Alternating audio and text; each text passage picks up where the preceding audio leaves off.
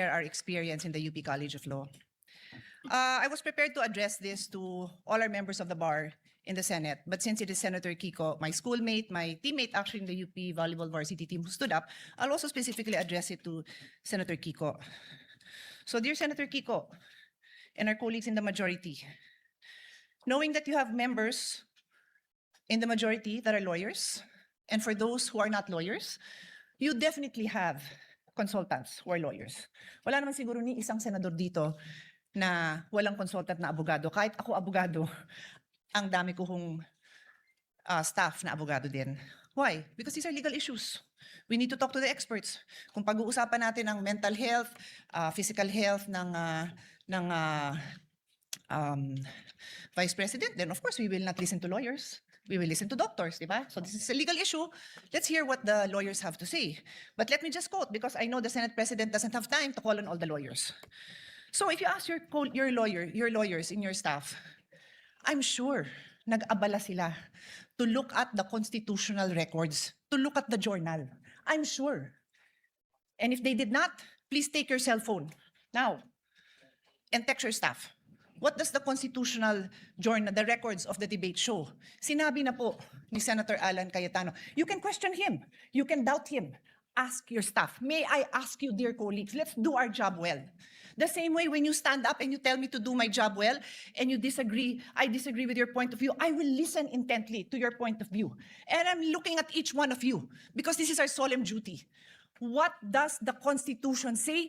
Nakalagay doon, the Chief Justice, pag the President.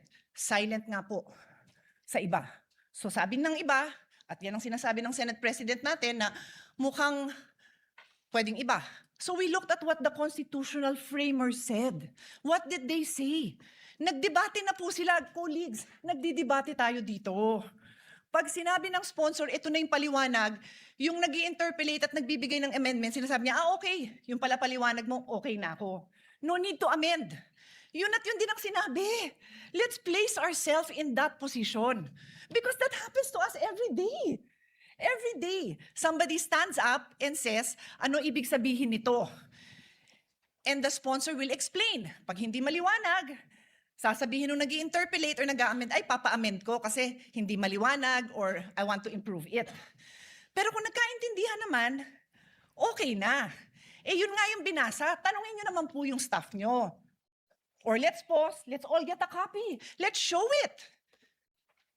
Because this is the foundation of this trial na tama yung nakaupong presiding officer. So that's my first point. Mag-abala naman tayo. Read it yourself, ask your staff to print a copy. In fact, on that note, may I ask Senator Alan's staff to print a copy and give it to all our colleagues. Mabilis lang yan, hindi na yan mapapatagalan. Show it. We can take judicial notice naman po siguro of it. Siguro naman, alam na natin ang ibig sabihin ng judicial notice. You can go to the actual records. Nandito na makakuha naman natin yun kung pagdududahan nyo yung ipapaprint ko. So that's my first point. My second point, Mr. President, is addressed to His Honor. If His Honor will insist that we have to call a regular session, we have to be in session to amend the impeachment rules, eh di tawagan niyo po ang Malacanang. Nagpa-special session naman po siya, di ba, with all due respect, to pass the National Orchid Law. To pass, what else? Ano, tatlo yun eh. Oo nga, yun nga, yung waling-waling as National Orchid, ano pa yung dalawa? No, I know, I'm not questioning it. I'm saying that there was a special session called to pass 3 laws. Naalala ko yung waling-waling because I love it. This is important. O ano pa yung dalawa? Unfortunately, hindi ko na maalala. Dalawang naturalization. Sports-minded po tayo. Love po natin yun. Nagkaroon ba ng laban between now and July para mag-special session tayo para doon? Hindi ko alam. But in any case, ito importante ito, di ba? E di kung pa-i-insist nyo na yung impeachment amendment na yan kailangan gawin ng special session, eh, papatawag tayo ng special session. Mukha namang very supportive naman ang Malacanang sa majority. Di ho ba? Pero I take the position that we are in impeachment court. We are already in impeachment court. Therefore, the amendments must happen here. Medyo common sense din naman po yan. I rest my case. Yun lang po. But as soon as the copies come, I will give it to you. Colleagues, look at it. Huwag tayong majority-minority botohan. Ayusin natin yung pagboboto natin dahil pinapanood tayo, pinapaniwalaan tayo, at umaasa sa atin ang taong bayan. Maraming salamat po. Once again, it is, again, before the chair rules, Let me acknowledge a former Senate President, Senator Tito Soto. Thank you, Mr. President. Tama-tama yung sinabi ng distinguished lady from Taguig. Tanungin daw yung mga legal staff. Binigay nga sa akin ng legal staff ko, eksakto nga ito eh. Article 11, Section 6, page 154. Constitution is silent regarding presiding officer of Senate impeachment.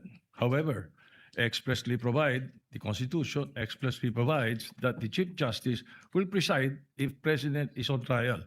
O ngayon, yung mga graduate ng Ateneo, tsaka ng mga UP, ito ngayon yung legal maxim. Expressio unius et exclusio alterius. In other words, the express mention of one thing is the exclusion of another. Palagay ko, naintindihan nyo lahat ganyan. Itong akin, sa publiko yung sa akin. Ang sinasabi ng publiko ngayon, nanonood sa atin, dapat you should not resort in too much technicalities kasi ang public interest ang iniisip nila rito. They want to expedite the proceedings. They want the trial, not rules. They're interested in the trial, not rules. In the interest of justice, sabi nga nila, sometimes rules are not sacrosanct. But itong nangyayari ngayon dito, ang publiko ang importante rito.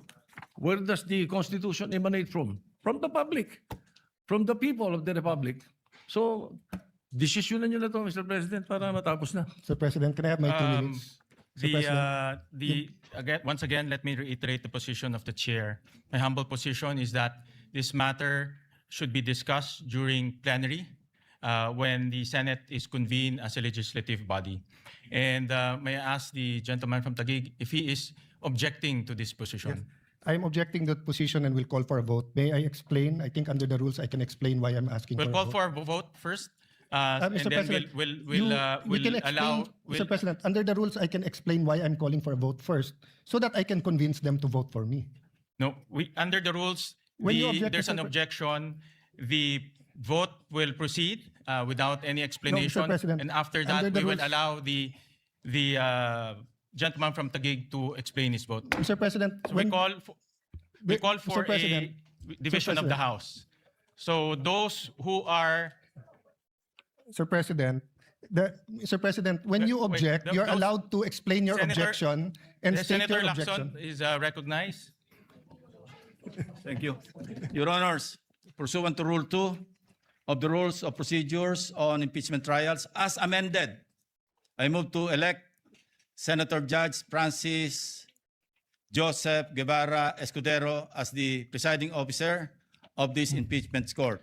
Objection, Mr. President, and may I allow to... We proceed to... Objection, Mr. President, I'm allowed to object and I'm allowed to Yes, explain you're my allowed to objection. object. You're allowed to object, but we will No, proceed Mr. with President. the division Mr. of the President, House. point of So order. those who are, Point of order, those Mr. who President. are in favor of the Mr. motion President, of Senator you're allowed to Lacson, explain para please- ma-convince mo nga please yung iba. raise your hand.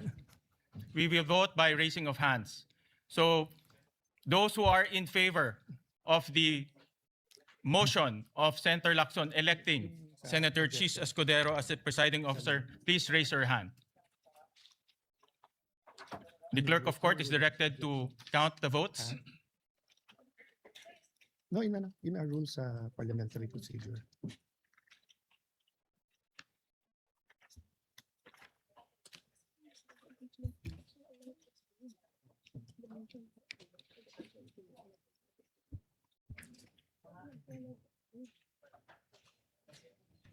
How many?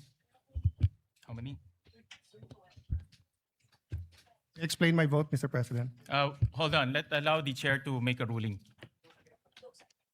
Those who are against to the motion of Senator Lacson electing Senator Chis Escudero as the presiding officer, please raise your hand.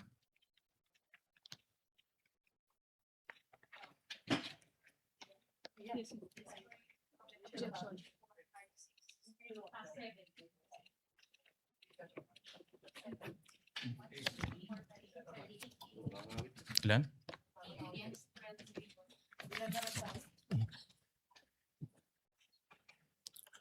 The official count is 12 in favor, 8 against. The majority, those who are in favor, has it. So, President, The may I court explain? resolves to elect Senator Chis Escudero as presiding officer of the impeachment court. The duly elected presiding officer shall, under the same oath taken on May 18, 2026, immediately assume and exercise all powers, functions, duties, and prerogatives pertaining to or vested in a person presiding over the impeachment trial under the rules of procedure on impeachment trials, as amended, and shall give full effect to the powers inherent to the courts under Rule 135, Section 5 of the Rules of the Court. Mr. President, may I now explain my vote? You are allowed to explain your vote. You Mr. have 2 President, minutes. first of all, we cannot violate the Constitution. We put the whole impeachment trial at risk here. What Senator Tito Soto, former Senate President, what his staff did not tell him is that there is such a thing as procedural due process, and that who presides goes into due process and fairness.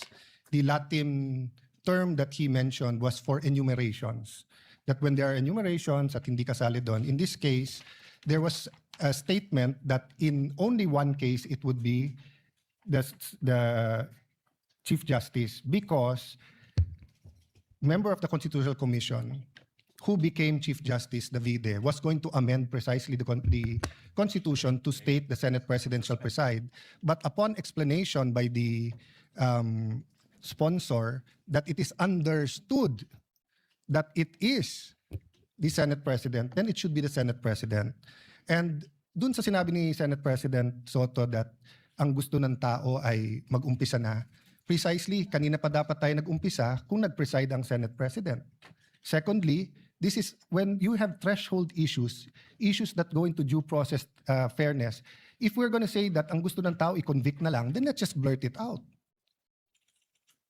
Now, if we're going to say we want a fair trial, let's make sure that every aspect of this trial is fair. So that's why, Mr. President, if you read the rules, the presiding officer shall have the power to make an issue by himself or by the Secretary of the Senate all orders, mandates, writs, authorized by these rules of the Senate, and make and enforce such other regulations, orders, premises that the Senate may authorize or provide. Nandito din, Mr. President, that the Senate President may by himself or bottom line, Mr. President, pwedeng mag-decide ang Senate President o sa atin. And Mr. President, there are issues that goes into fairness. You know, the AMLA will be a witness here. And I have information that the 20 years AMLA records of Senator Escudero and his credit cards and bank accounts were all opened up in the office of the Senate President, where members of the Blue Ribbon Committee was here. Then we're going to ask him to preside. So there's a problem with, this is my explanation. This is my explanation. This is my explanation. To the gentleman This is from factual Taguig. and this is my explanation. So I will stop there. With all due respect, your statement's already out of order. It has nothing to do with the topic on hand. No, Mr. And President. the presiding officer will strike off It has all to do with this. will strike It off has all to do. the I do not, statements Mr. President, pertaining to Senator Mr. Escudero. President, kaibigan ko si I Senator direct the Escudero. stenographers to I strike don't off doubt these him. statements. He is the victim here. I'm not doubting him. I'm not doubting he will be fair. I am saying, We want will a fair suspend trial the or not, session Mr. for a few President? minutes to request the presiding officer, Senator Chis Escudero, to ascend the rostrum. Session Mr. suspended. President,